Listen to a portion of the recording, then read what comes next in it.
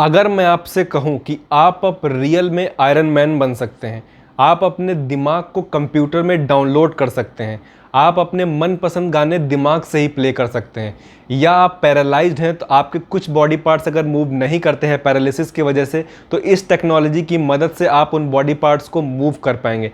यहाँ तक अल्जाइमर के पेशेंट को इस टेक्नोलॉजी की मदद से ठीक किया जा सकेगा।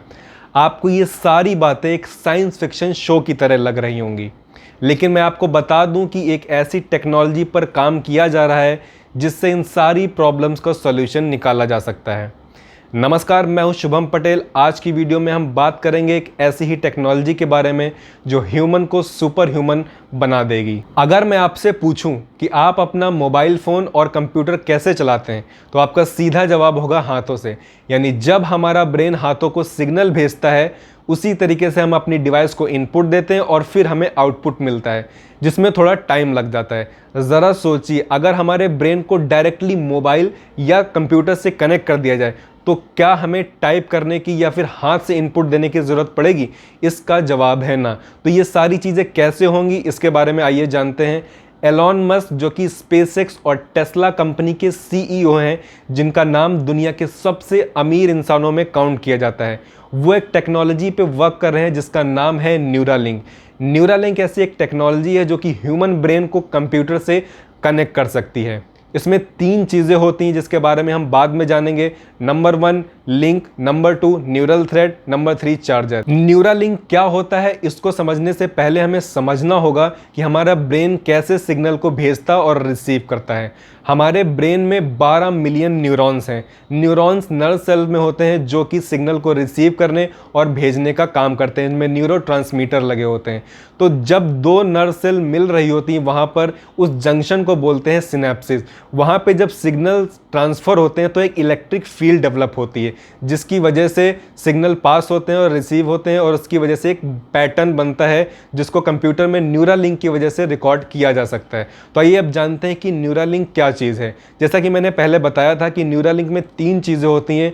Number 1 the link. तो लिंक एक ऐसी इम्प्लांटेड डिवाइस है जो कि इलेक्ट्रिकल सिग्नल को स्टिमुलेट, रेगुलेट और एनालिसिस करती है। इसके बाद आता है द न्यूरल थ्रेड।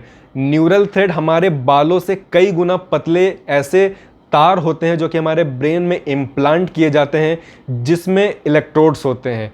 इलेक्ट्रोड्स वहाँ पर प्लेस किए जाते हैं जहाँ पर इलेक्ट्रिक फील्ड सिग्नल के ट्रांसफ़र की वजह से बन रही होती है। तो ये इलेक्ट्रोड्स क्या करते हैं, सिग्नल को रिकॉर्ड करते हैं और फिर कंप्यूटर में भेजते हैं। इसके बाद आता है चार्जर। जो न्यूरालिंक होता है, ये एक वायरलेस चार्जर से बाहर से कनेक्ट हो जाता है, जिसको एक बार चार्ज करने से आप 10 घंटे यूज़ कर सकते हैं। तो न्यूरालिंक एक कॉइंट शेप की डिवाइस है जो कि हमारे ब्रेन में इम्प्लांट की जाती है। अब जैसा कि हम जानते हैं कि जो ब्रेन सर्जरी है वो बहुत ही क्रिटिकल है, तो इसको इंसान उतना सटीक नहीं कर सकता। तो न्यूरालिंक टीम ने एक रोबोट बनाया है जिसकी मदद से महज 1 घंटे के अंदर आपको सर्जरी कर दी जाएगी और उसको इम्प्लांट कर दिया जाएगा, जिसकी मदद से हमारा ब्रेन कंप्यूटर में कनेक्ट हो जाएगा। ये चीज़ अभी तक 2 जानवरों में की जा सकती है, पहला पिग और दूसरा एक मंकी। आप इस वीडियो में देख सकते हैं कि कैसे एक मंकी कंप्यूटर पर गेम खेल रहा है। ये पॉसिबल हो पाया है न्यूरालिंक की मदद से। दूसरे वीडियो में देखिए कि एक पिग पे न्यूरालिंक इम्प्लांट किया गया था, और फिर जब वो पिग चल रहा था तो उसके ब्रेन में किस तरीके के सिग्नल निकल रहे थे, इलेक्ट्रिक फील्ड बन रही थी। तो जब न्यूरालिंक उसकी ब्रेन में लगाया गया तो फिर इलेक्ट्रोड्स ने जो सिग्नल रिकॉर्ड किए उसको लाइव टेलीकास्ट किया गया। उसके बाद पिग से आराम से न्यूरालिंक को हटा लिया गया और वो बिल्कुल हेल्दी हैं। अभी तक न्यूरालिंक का जो सक्सेसफुल ट्रायल है वो जानवरों पर किया गया था, लेकिन हाल ही में इंसानों पर क्लिनिकल ट्रायल्स के लिए वहाँ की सरकार ने न्यूरालिंक टीम को परमिशन दे दी है। तो आइए अब बात करते हैं न्यूरालिंक के कुछ अज्यूम्ड डिसएडवांटेजेस के बारे में। तो सबसे पहले अगर हम बात करें एवेंजर्स मूवी की, तो उसमें जारविस जो होता है कब अल्ट्रॉन बन जाता है इसकी किसी को खबर नहीं लगती। तो ह्यूमन और आर्टिफिशियल इंटेलिजेंस में कॉन्फ्लिक्ट्स हो सकते हैं, क्रिमिनल एक्टिविटीज़ बढ़ सकती हैं अगर ये गलत हाथों में जाता है। तो कोई भी नई टेक्नोलॉजी आती है तो उसके प्रोज भी होते हैं और कॉन्स भी होते हैं। तो इसे हमें ध्यान में रखना होगा कि ये ह्यूमन बींग के लिए बहुत बड़ा खतरा भी हो सकता है, लेकिन कुछ बीमारियों के लिए ये बहुत ही कारगर साबित हो सकता है। अभी तक सिर्फ जानवरों में इसका सक्सेसफुल ट्रायल किया गया था। अभी वहाँ की सरकार ने न्यूरालिंक टीम को ह्यूमन ट्रायल के लिए परमिशन दे दी है। तो ये सारी जानकारी थी न्यूरालिंक के बारे में।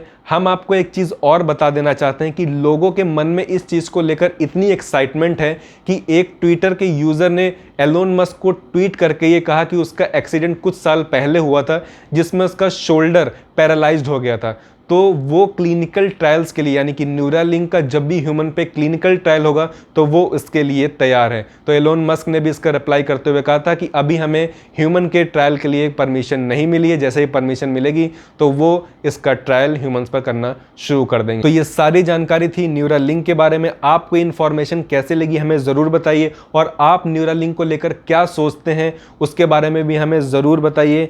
आज के लिए इस वीडियो में इतना ही। मिलते हैं अगले वीडियो में ऐसे ही टॉपिक्स के साथ। तब तक के लिए नमस्कार।